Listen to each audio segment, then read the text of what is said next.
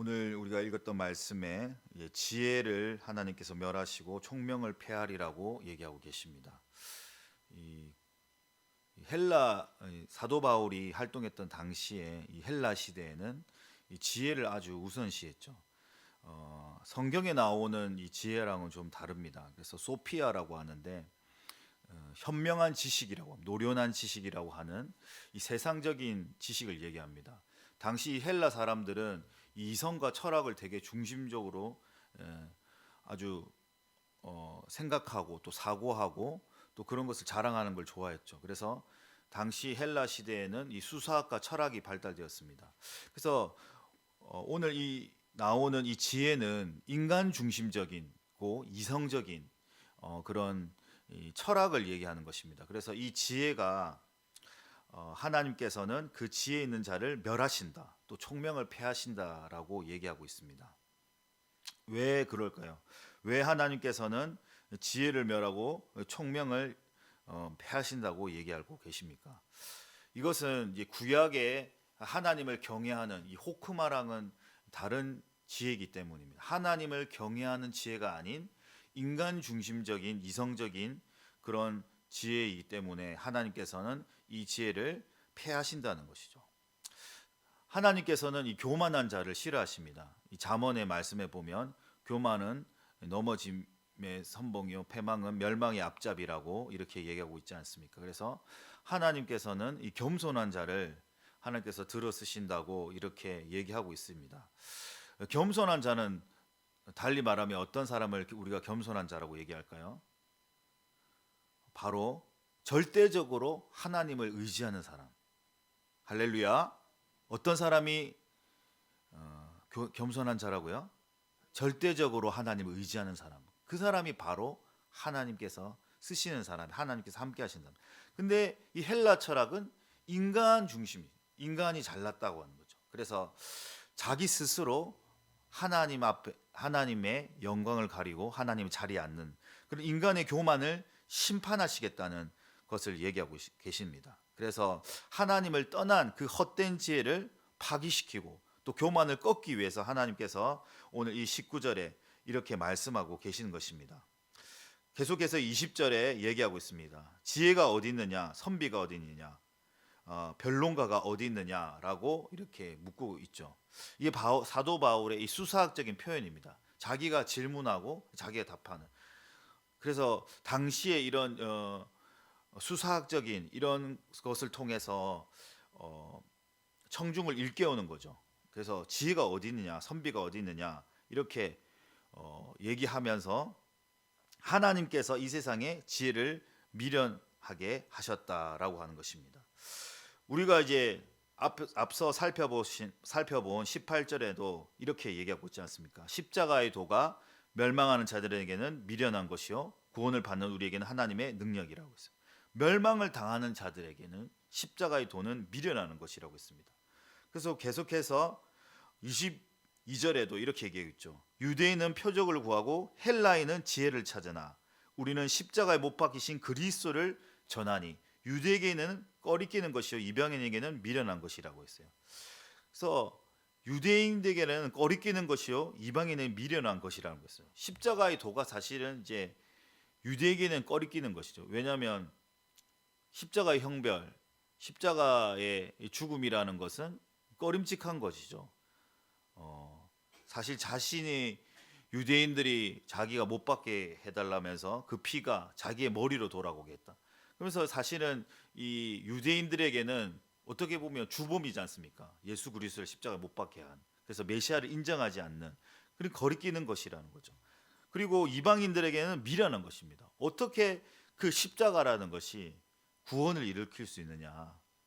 십자가가 이방인들에게 미련하게 보이는 거죠. 왜냐하면 가장 극악무도한 죄인에게 내려지는 형벌이 바로 십자가의 형벌 아니겠습니까? 그래서 당시에 로마 시민권자들에게는 그런 형벌이 주어지지 않았죠. 아주 극악무도한 죄인에게만 행해졌던 그 십자가가 어떻게 구원의 능력이 될 수 있는가? 그거는 바로 하나님께서 이것을 통해서 이 십자가의 미련한 것을 통해서 하나님께서는 구원받기를 원하셨다는 거죠. 이것이 바로 이 배치되는 것입니다. 세상의 논리와는 배치되는 거죠. 로마인들에게는 수치와 패배고 유대에게는 꺼림칙한 저주였죠. 그래서 이 실패한 모습을 통해서 예수가 인류의 구원자라는 사실은 사실 인간의 이성으로는 우리가 납득하기 힘든 것입니다. 그런데 하나님께서는 이 전도에 미련한 것으로 하나님께서는 복음이 전하되는 것을 기뻐하셨다라고 오늘 본문은 얘기하고 있습니다. 사실 이것은 세상의 지혜보다 뛰어난 하나님의 지혜를 역설적으로 표현하는 것으로 우리가 볼 수가 있습니다. 사람들은 스스로 자랑하고 하나님을 찾지 않죠. 그렇지만 하나님께서는 이 십자가를 통해서 하나님께서는 구원의 길을 내어주셨다는 것입니다. 사실 이것은 우리가 이성으로서는 받아들일 수 없는 거죠. 우리에게 믿음이 들어왔기 때문에 이것을 우리가 하나님의 능력이라고 받아들이는 거죠. 그래서 복음이라는 것은 정말 하나님께서 선택된 자들에게 또한 그 믿음을 하나님께서 주시는 선물이기 때문에 그것을 받아들이는 것은 정말 하나님의 은혜인 줄로 믿습니다. 여러분들도 어떻게 이 사실을 믿었습니까? 사실 우리가 이성적으로 하나하나 조목조목 따지면 우리가 믿을 수가 없는 거잖아요. 이스라엘의 그 예수란 사람이 우리와 어떤 상관이 있는 사람입니까? 2000년 전에 한 청년이 갑자기 나타나가지고 자기가 하나님의 아들이다, 메시아다. 여러분, 당시에 같이 있던 사람들도 받아들이기 힘든 부분이었습니다. 그래서 예수님의 형제도 처음에는 그걸 믿지 않았죠. 여러분도 만약에 이성적으로 생각해서 나랑 같이 한 가족이었던 형이랑 어떤 동생 아니면 누나가 갑자기 목수의 일을 그만두고 갑자기 자기가 하나님의 아들이다, 메시아다라고 하면 여러분은 어떻게 생각하겠습니까? 정신 나간 사람이다, 좀 이상해졌다, 이렇게 생각하시겠습니까? 어떤 책에서 보니까요, 이 기독교의 변증을 하는 책을 보면 정말 예수 그리스도는 정신병자 아니면 진짜 하나님의 아들이라는 거죠. 이 존 스토트의 그리스도의 십자가라는 책이 있습니다. 그래서 그 서문에 보면 어떤 정신병자에서 병원에서 편지가 보냈는데 자기가 하나님의 아들이라고 이렇게 얘기하는 거죠. 여러분, 정말 냉정하게 생각하면 그런 것입니다. 갑자기 어떤 듣도 보도 못한 이 나사렛에서 자란 예수가 자기가 구원자라는 거예요, 메시아라는 거예요. 그리고 자기 외에는 아버지께로 올 자가 없다 이러면서 이 얘기를 하는데 누가 믿겠습니까? 근데 그 믿음이라는 건 뭐예요? 그 모든 이성을 초월해서 하나님께서 역사하시는 능력이라는 거죠. 그래서 여러분, 정말 하나님은 역전 드라마의 주인공이시다, 저는 이렇게 생각합니다. 우리가 저의 삶을 멀리 가 보더라도 어떻습니까? 저의 삶을 보더라도 정말 세상에서는 정말 별 볼 일 없는 사람이었습니다.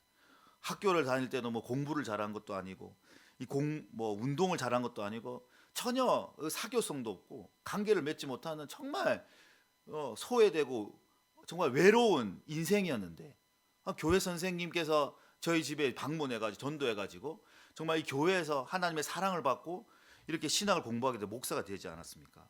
그래서 저의 지나간 삶을 보면 하나님께서 정말 개입하지 않으면 정말 밥벌이도 제대로 못하는 인생이었는데 하나님의 은혜로 말미암아 이 목사가 되었다는 거죠. 하나님의 은혜로 아니면 정말 표현할 수 없는 것입니다. 여러분 보십시오. 이 믿는 사람들이 당시에는 어떤 사람들이 믿었습니까? 이 여자들, 그리고 소외된 자들, 예수님의 십자가에 가까이 있는 사람들, 그런 자였지 않습니까? 그런 자들을 통해서 복음이 전파된 거죠. 복음이 확산된 줄로 믿습니다. 그래서 오늘 이 말씀을 통하여서 우리가 항상 기억된 것은 무엇입니까? 하나님께서는 세상의 지혜를 멸하시고 이 전도에 미련한 것으로 믿는 자들을 구원하기를 기뻐하셨다는 것이죠. 전도라는 것이 무엇입니까? 보이지 않는, 어떻게 보면 하나님의 아들 예수 그리스도를 전하는 거죠. 그렇기 때문에 이 세상의 사람들은 눈에 보이는 것, 확실한 것, 이런 것들을 더 중요하지 않습니까? 그래서 사실은 이 여자보다 남자가 더 구원받기 힘든 거예요. 왜 그럽니까? 남자들은 논리적이잖아요. 그리고 딱딱 떨어지고 보여야 되는데 이 믿음이라는 것은 어떻습니까? 이성을 초월하는 거죠. 그러면서 이 믿음이 들어오기까지 참 힘든데 한 번 이제 또 믿음이 들어오면 확실하게 믿는 게 또 남다지지 않습니까? 그래서 여러분 좌절하지 마시고 낙심하지 마시고 하나님께서 오늘 이 기록된 말씀대로 이 전도에 미련한 것으로 믿는 자를 구원하를 기뻐하셨다. 하나님 이렇게 기록되어 있지 않습니까? 그래서 이 말씀을 붙들고 오늘도 믿음으로 나아가는 거예요. 근데 전도를 하지 않는 사람들은 어떻게 생각합니까? 일단은 두려움이 앞서요. 그리고 자기 생각에 빠지는 거예요. 내가 전해서 누가 믿을 수 있을까? 그러면서 낙심하고 또 하나님을 의지하지 않죠. 그렇지만 하나님께서는 오늘날도 이 전도에 미련한 것으로 하나님께서는 구원받기를 기뻐하신다는 것입니다. 그래서 여러분 담대한 마음으로 정말 믿음을 가지고 오늘도 이 복음을 전할 수 있는 저 여러분이 되기를 예수님의 이름으로 축복합니다.